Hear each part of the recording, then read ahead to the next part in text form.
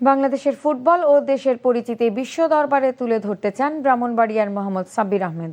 Saudi আরব প্রতিনিধি ফারুক আহমেদ চান জানান, সৌদি আরবের রাজধানী রিয়াদে এক প্রেস কনফারেন্সে নিজের ভবিষ্যৎ পরিকল্পনার কথা তুলে ধরেছেন সাব্বির।